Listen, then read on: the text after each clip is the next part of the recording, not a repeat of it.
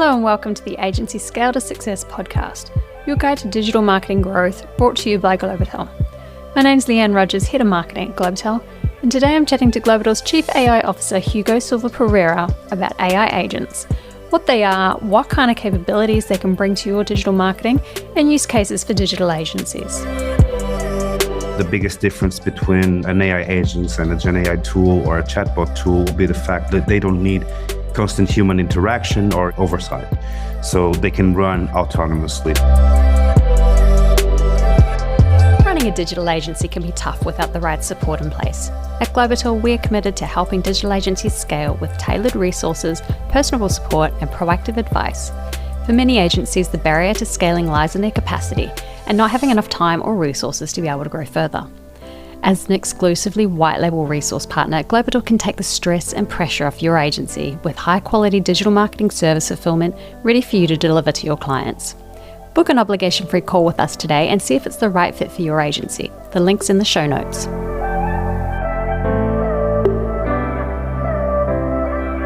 Hi everybody, thanks for joining us today. This is the last episode in our AI Advantage series. And once again, I'm happy to have Hugo joining us, Globital's Chief AI Officer.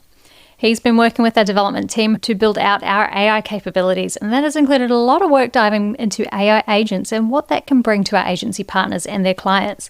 So welcome, Hugo. Hi, how are you? Pleasure to be here again. I'm really looking forward to today's session.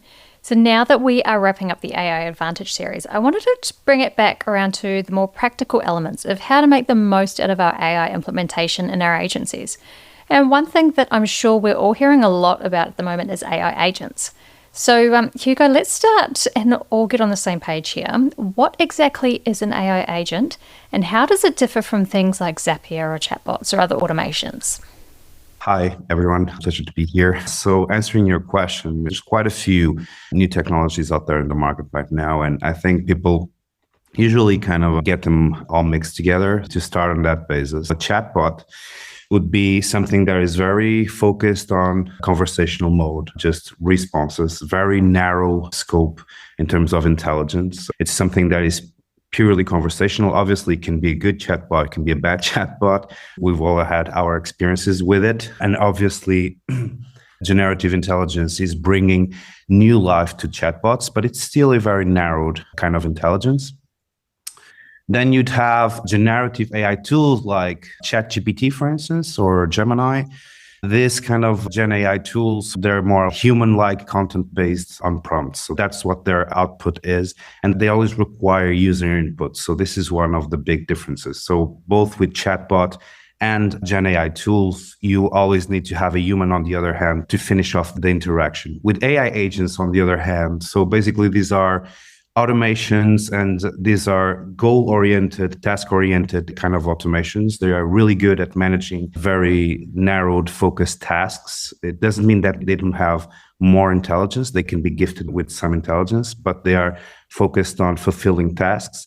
And I would say that the biggest difference between an AI agent and a Gen AI tool or a chatbot tool will be the fact that they don't need constant human interaction or human oversight, so they can run autonomously. That's a big part of what we'll be discussing here today.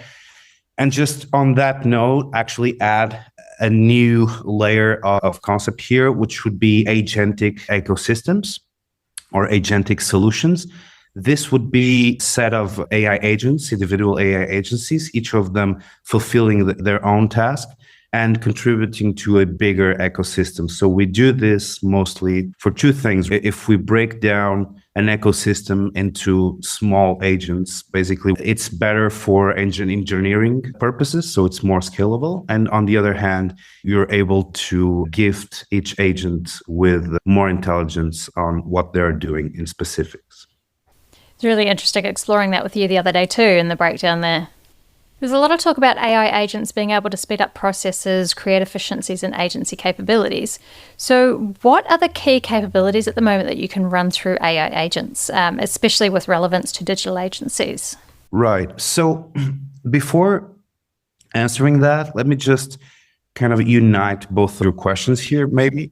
I think there's another kind, and I'm seeing this, people often confusing AI agents with platforms like N8N, we can show later on today, or Zapier.com or Make.com, which are self-serving platforms. They are used for low coding or vibe coding solutions. They are really useful for probably marketeers or anyone out there in business that basically is looking for how to assemble their own solutions, or how to assemble, or trying to assemble this for small and medium enterprises. Many times when you talk about agents, people specifically refer to Zapier or Make or N8N, and an agent is something that you can assemble on top of N8N or Zapier.com, but that mechanism is the agent, not the platform itself. I just wanted to make that a little bit clear. Now, in terms of answering your question, in terms of capabilities that we can gift agents with, especially in this sector, I would say we would have to have 3 or 4 big concepts here. The first one would be autonomy. They have to be autonomous. So agents can run reports, they can run tasks repeatedly, whether triggered by another event or just run that task at the same time every day. That's one big part of AI agents. It's very good for repetitive tasks to perform them autonomously.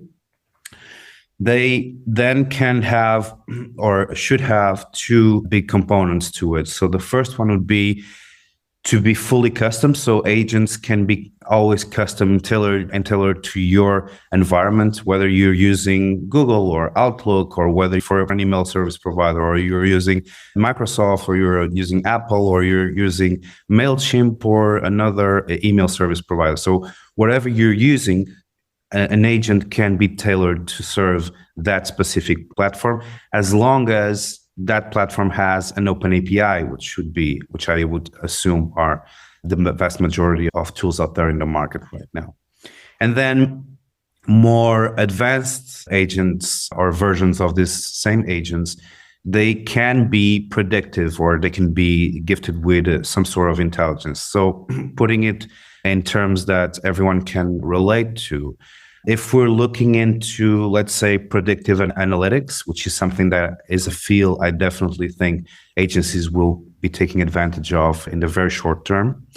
If we're looking into predictive analytics, we will have agents that can look into your campaigns and actually read in advance where the campaign is going to go, and adjust biddings, adjust creativities, adjust segmentation skills. So I think those will play a huge part with agencies, or in the latest advances in digital marketing and MarTech as a whole. So if we're looking into specific areas of action, I would say that personalized content or scalability of content are going to be playing a major factor. So I remember when we first started even covering this series, we started talking about, for instance, how after Gemini and OpenAI were launched, how we saw an explosion of content all over the internet, and how Google had to play a big part in understanding what was being just AI spam and what was being relevant content being put out there.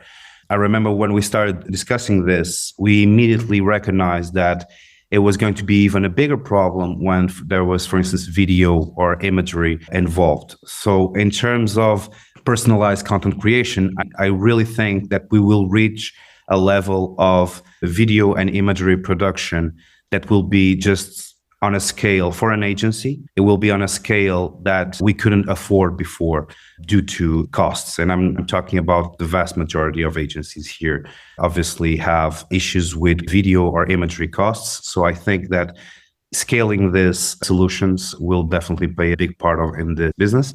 And obviously predictive analytics and segmentation will also be huge factors here. And I see that many agents are coming up, just tying the knots here between creating new content and adjusting campaigns based on predictive behavior.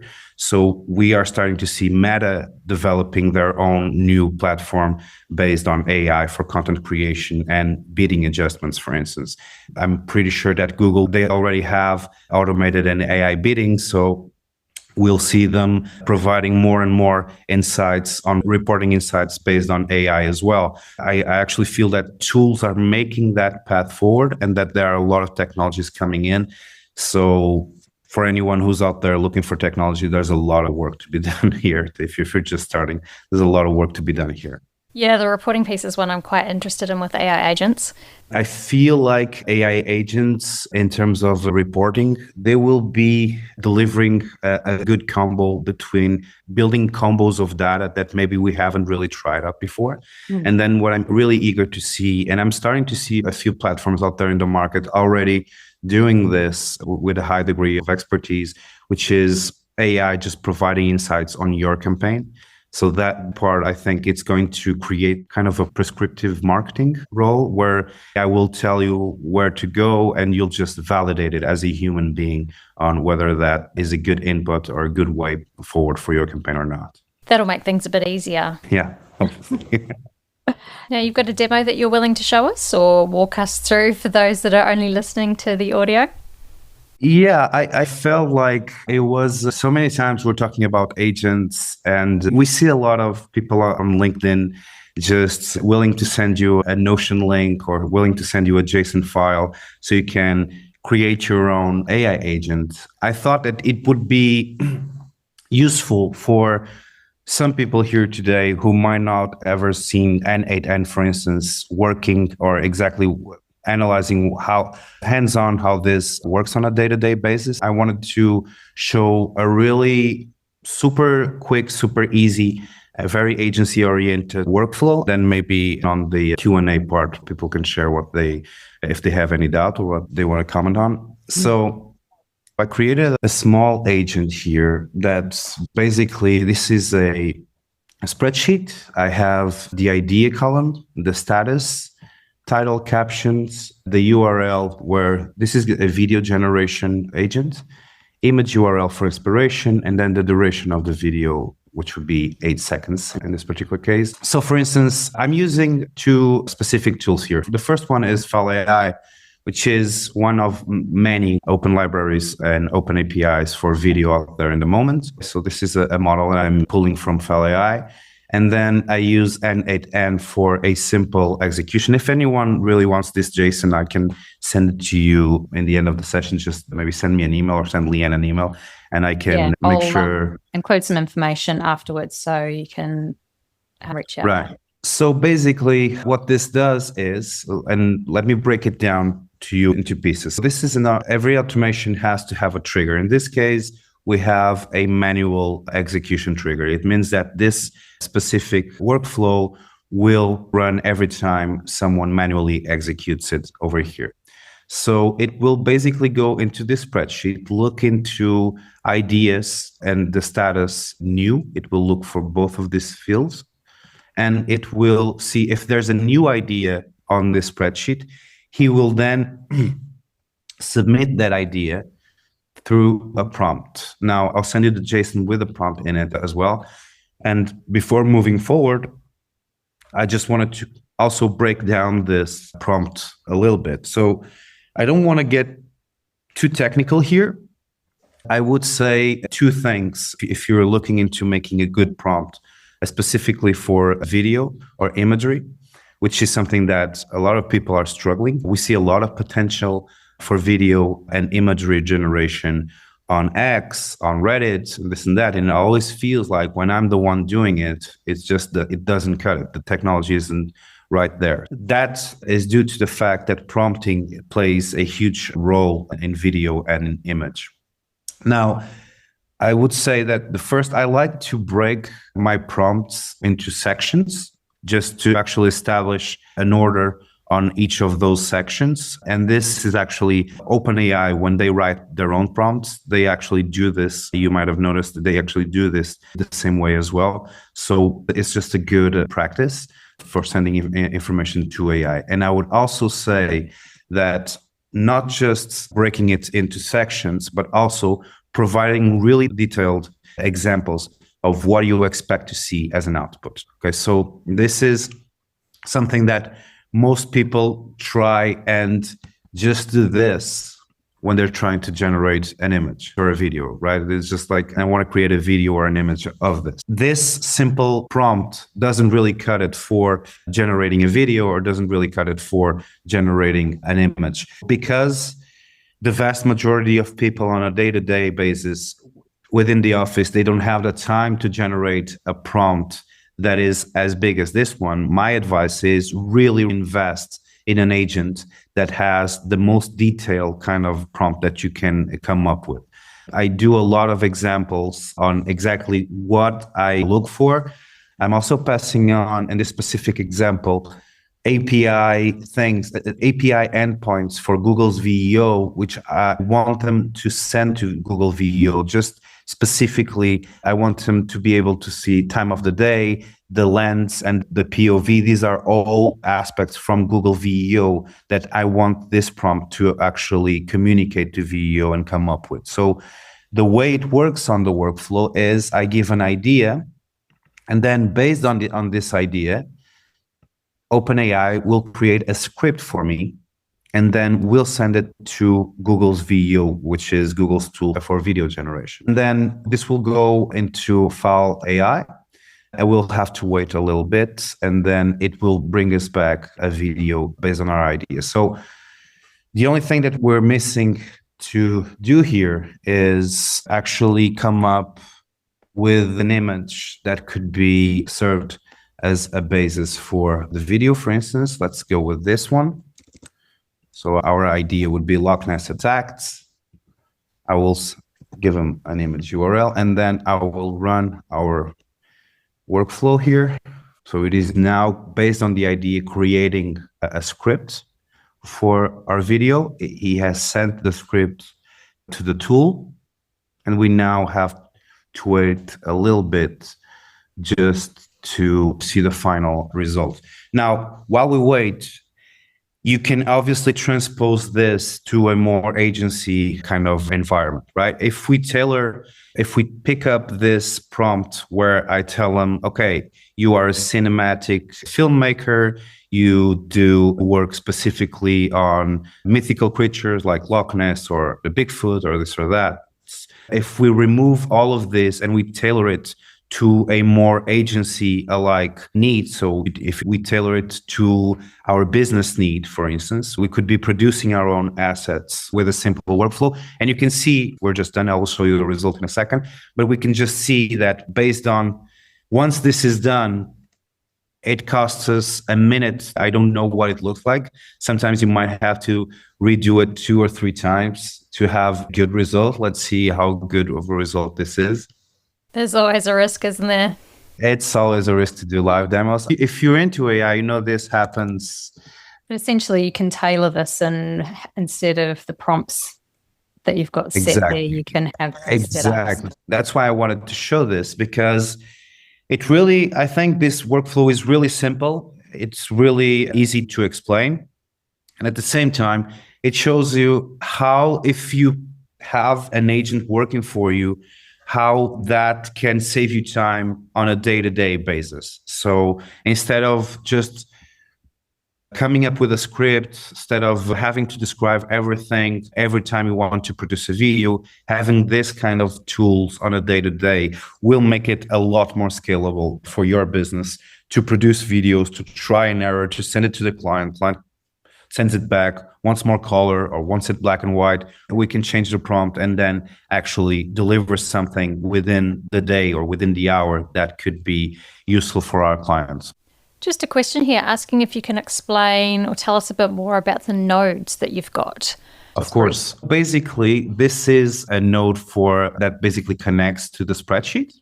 That's basically the column status value new. So if we have this column status and we just change it to new, if we run it again, it will reprocess this information. And then you have a prompt agent here. So basically it's an AI agent. We're working with OpenAI. We could be working with Perplexity. We could be working with N8. And there's actually a great nod that it's called Grok chat model. This allows you to choose between any large language model out there. So it's kind of an open source large language model node.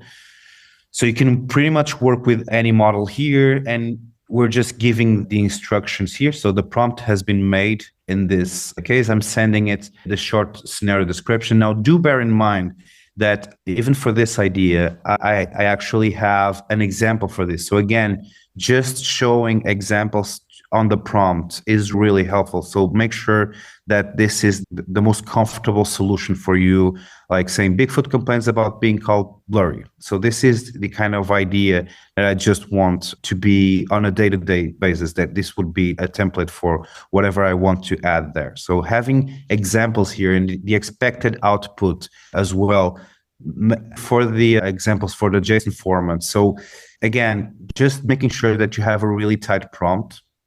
I would say 90% of the work is done if you have a really strong prompt especially for this kind of workflows. And then I'm working with Fal AI, which is a model for videos.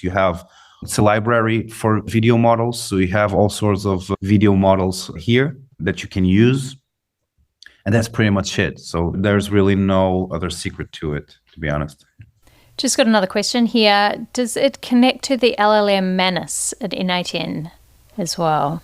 I don't think it does, but I don't think that Manus has an embedded node. So what usually happens in these cases is if you're working with a technology that doesn't have a node, you can always work with the HTTP requests. Okay, so obviously working with HTTP requests for a large language model where lots of information is exchanged will probably give you a lot of work tailoring to that specific large language model, but it is doable. If something has an open API and can be communicated with through HTTP requests, I would say that you can work with it. Absolutely.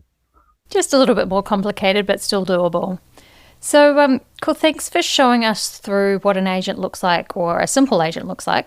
So how do you decide as an agency if an AI agent is what you're looking for or what your client needs, and if it's fit for purpose? I think at the end of the day, it's really about what exactly do you need to achieve on a day-to-day basis. So we've just witnessed a video that wasn't delivered, and it's still a good piece of technology, but it didn't quite do it, right?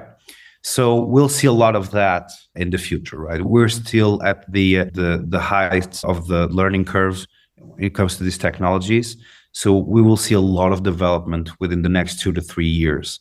I do think that AI brought agencies the power to create an internal ecosystem that makes it more scalable to create content, makes it more scalable to serve client needs at a lesser cost, an inferior cost.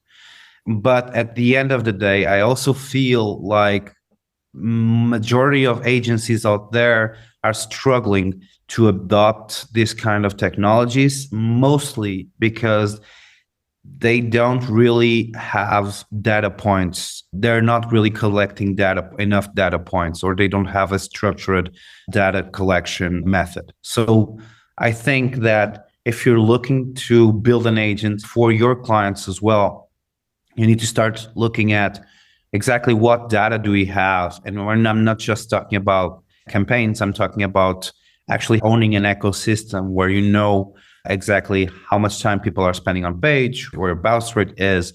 If you have a blog post and this blog post was shared on social media, you need to cross that information, that analytics information, with social media behavior. And then you can actually have that like an ERP, absolutely. So when you have that ecosystem in place, then you can think about it and say, oh, now I want AI to be predictive on this. I want to train AI to do this. It doesn't mean that you don't have agents that can fetch information for you or bring it to you and even bypass that information through ChatGPT for a more predictive nuance.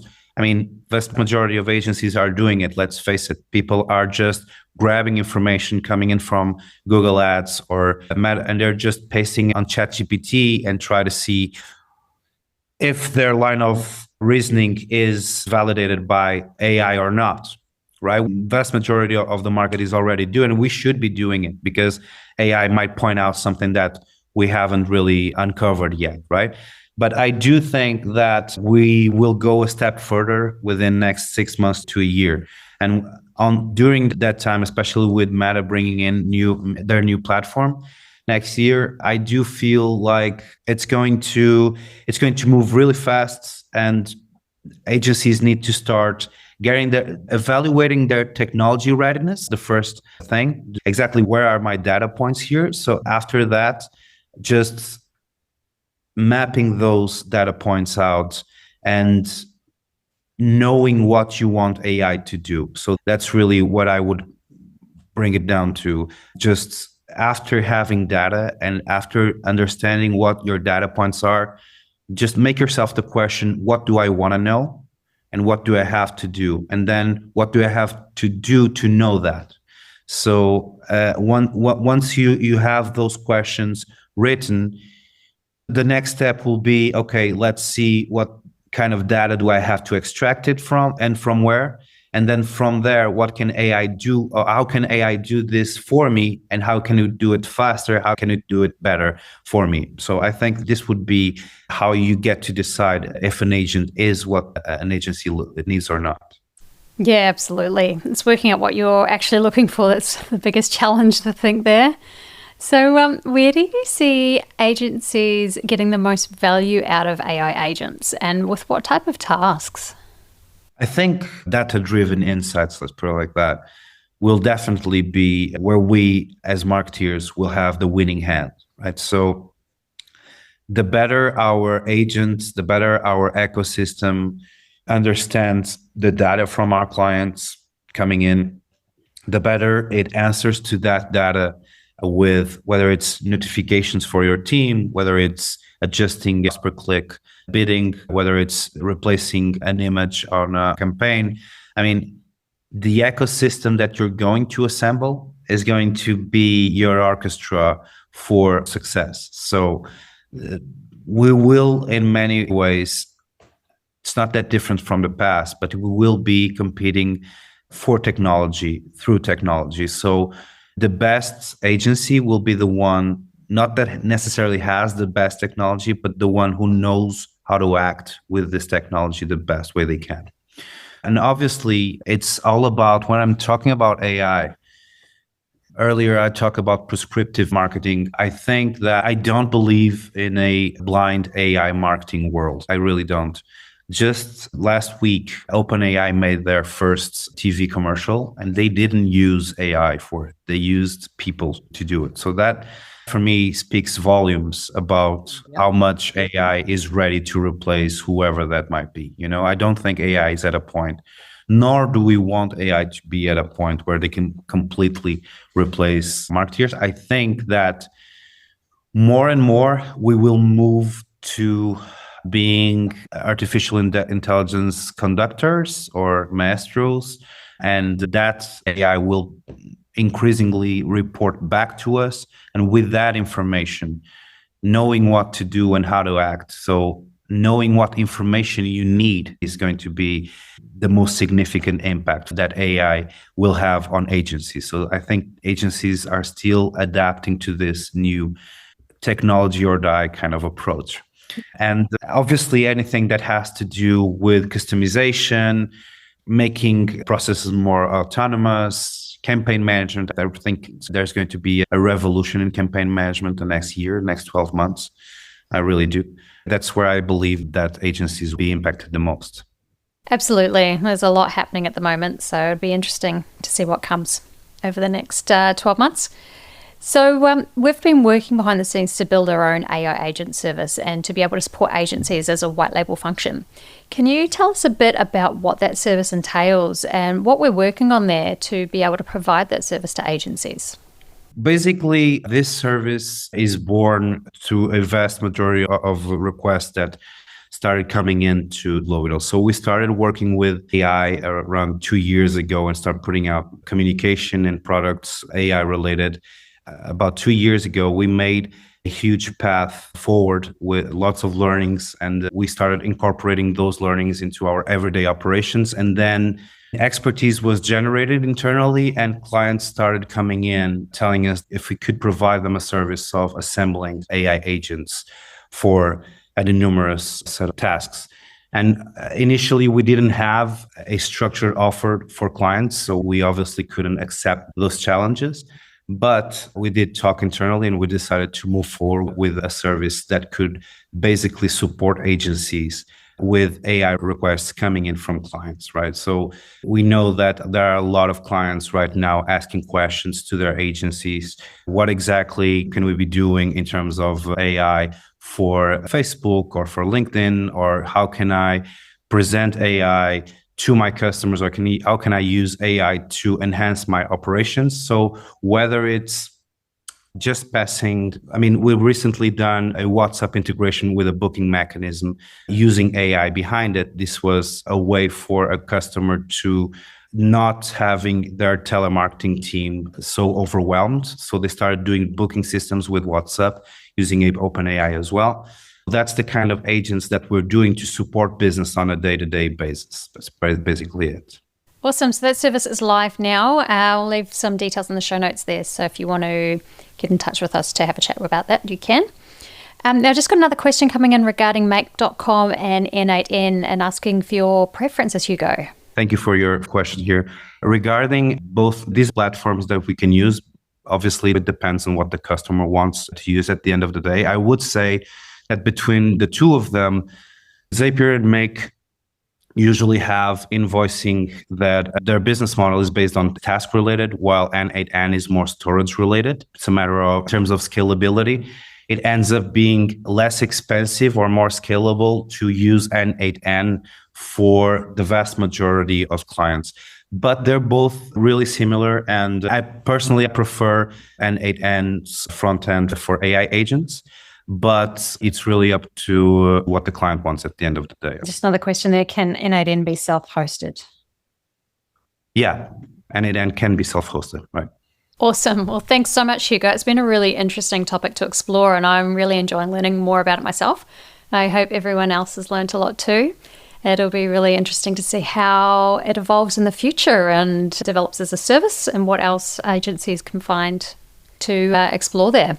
So thanks again, Hugo. Really appreciate it. Thank you. Thank you, everyone. Awesome. That's it for today's episode. If you'd like to chat with us at Globital and learn more about AI agents and how they could support your digital agency clients, book an obligation-free discovery session with us. You'll find the details in the show notes. If you enjoyed the episode, don't forget to subscribe and leave a review so it makes it easier for others to find us too. Until next time.